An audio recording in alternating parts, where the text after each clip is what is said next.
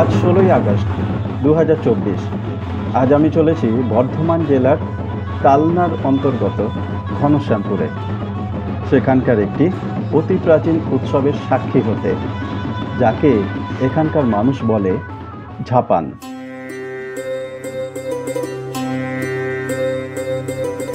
হাওড়া থেকে বর্ধমান লোকালে করে দেবীপুর পৌঁছে গেলাম।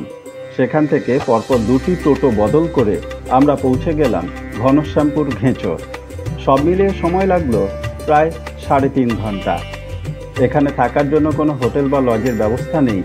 আমি ছিলাম আমার এক পরিচিতের বাড়িতে।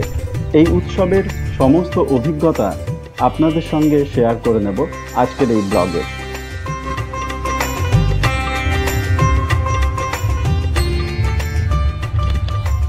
আজকে আমি এসেছি পূর্ব বর্ধমানের একটি গ্রাম ঘনশ্যামপুর।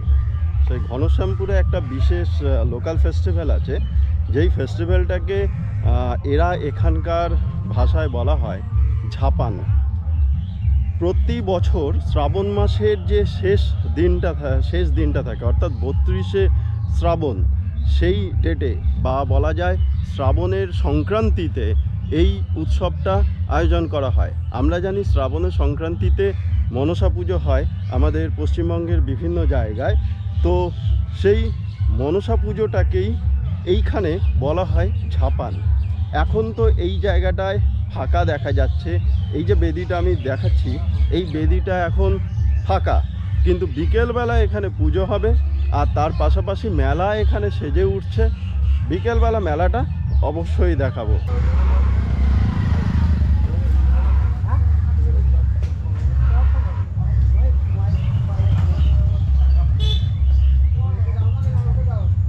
এই জায়গাটা ঝাপানের আসল উৎসবটা হয়, মেলাটা হয় বলে এই জায়গাটার নাম দেওয়া আছে ঝাপানতলা। কেউ আবার এই জায়গাটায় বলে মেলাতলা। আজকে ঝাপানের দিনে এই গ্রামের প্রায় প্রতি বাড়িতেই খাসির মাংস খাওয়া হয়। এটা হচ্ছে এখানকার মানুষের একটা প্রচলিত নিয়ম বলা যায়। আর তার পাশাপাশি বিভিন্ন গেস্ট যারা আসেন তাদেরকে আনন্দ দেওয়ার একটা পন্থা। এমনকি এই ঝাপানটা এখানে দুর্গাপুজোর থেকেও যেন এদের কাছে আকর্ষণটা অনেক বেশি। এই গ্রামে যেই সমস্ত মানুষ কলকাতার দিকে থাকেন, ম্যাক্সিমাম যুব সমাজ এখানকার কলকাতা কাজের জন্য যায়, তারা কিন্তু এই ঝাপানটার দিকে তাকিয়ে থাকে আর এই ঝাপানের সময়ই তারা বাড়ি ফিরে আসে। আর চারিদিকে শোনা যাচ্ছে শুধু মানে এত বক্স, এত মাইক লাগানো যে কান পুরো ফেটে যাচ্ছে, কথা বলা দায় হয়ে যাচ্ছে। মানে কোনো একটা জায়গা সেই রকম ফাঁকা পেলাম না যেখানে সাউন্ডটা নেই।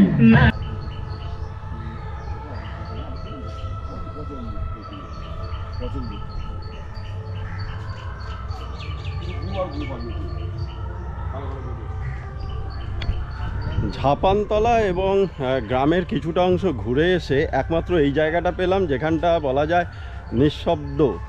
তো এই জায়গাটা কোনো সাউন্ড নেই। এটা আম বাগান, চারিদিকে আম গাছ প্রচুর আছে, আর পাশাপাশি বাঁশ বাগানও আছে, আর পুকুর আছে এখানে। ওপাশে ধান জমি, বিস্তীর্ণ ধান জমি। এখন ধানের চারা ফেলা হয়েছে, ধান গাছ এখন সবুজ, পুরো সবুজে সবুজে ছয়লাভ পুরো জায়গাটা।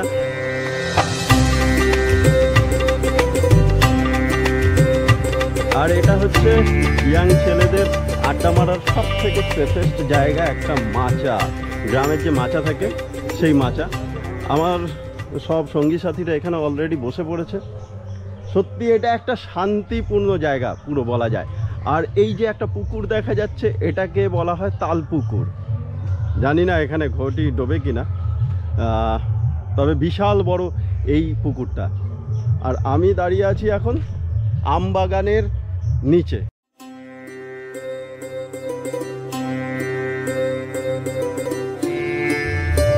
কর্মসূত্রে প্রচুর মানুষ এই গ্রামের বাইরে থাকে, বিশেষ করে কলকাতার দিকে থাকে। তারা এই সময় এইখানে ফিরে আসে, এই ঝাপানের সময় তারা গ্রামে ফিরে আসে। আর এখানে দেখা যাচ্ছে জায়গায় জায়গায় প্রচুর খাসি কাটা হচ্ছে। কিছু কিছু জায়গায় স্টক করে রাখা হয়েছে খাসি। তার মেন কারণটা হচ্ছে এখানে কিন্তু আজকের দিনে খাসির মাংস খাওয়ার একটা নিয়ম আছে, একটা প্রথা পুরনো যুগ থেকে চলে আসছে। ঠিক যেমন দুর্গাপুজোর নবমীতে আমাদের বাঙালির অনেকের মধ্যে নিয়ম আছে, বেশিরভাগ মানুষের মধ্যেই নিয়ম আছে যে দুর্গাপুজোর নবমীতে খাসির মাংস তাদের খেতেই হবে। তো এখানে কিন্তু আজকে মনসা পুজোর দিন, শ্রাবণ মাসের সংক্রান্তিতে এখানে সেই খাসির মাংসটা খেতেই হয়। ঝাপানে বেড়াতে এসে, ঝাপান উৎসব দেখতে এসে এখানে পুরো গ্রামটা ঘুরে দেখছি, ঘনশ্যামপুরের পুরো গ্রামটা। সত্যি গ্রাম এত সুন্দর, আর আমাদের বাংলার গ্রাম এগুলো। দুদিকে ধান ক্ষেত, আর মাঝখান দিয়ে একটা সরু রাস্তা দিয়ে আমি হেঁটে চলেছি। দুদিকে তাকালে পরে সত্যি মন ভরে যায়, একেবারে সবুজে সবুজে সবুজে সমাহার বলা যায়। যেদিকে তাকাই শুধু সবুজ আর সবুজ। এখানে কংক্রিটের ভিড় নেই, পুরো সবুজ আর সবুজ।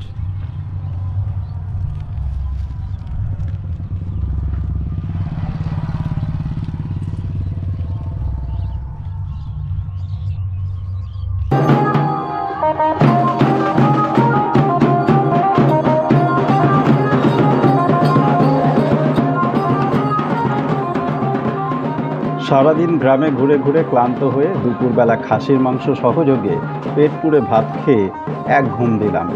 তারপর যখন ঘুম ভাঙল, দেখি সন্ধ্যের পুজোর প্রস্তুতি শুরু হয়ে গেছে। প্রত্যেকটা গ্রাম থেকে ঝাপানতলা অর্থাৎ ঘনশ্যামপুর ঘেঁচোর ঝাপানতলাতে মইয়ের ওপর করে প্রসাদ নিয়ে চলেছে প্রত্যেকটা গ্রামের মানুষ।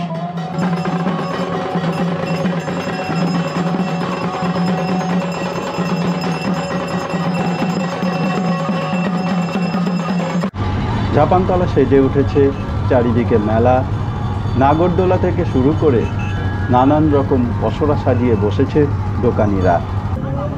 বিভিন্ন রকম খাওয়া দাওয়া সহযোগে মেলা যেমন জমে ওঠে, তেমনি জমে উঠেছে সন্ধ্যেবেলা।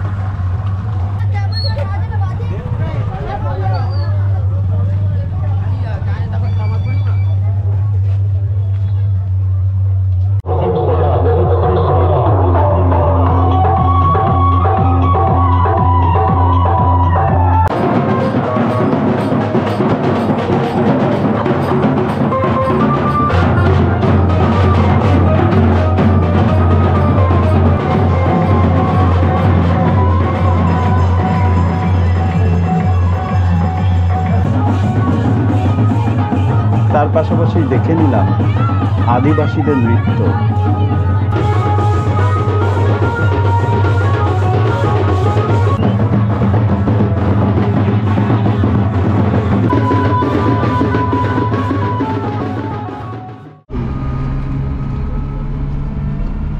আজ 18ই আগস্ট 2024।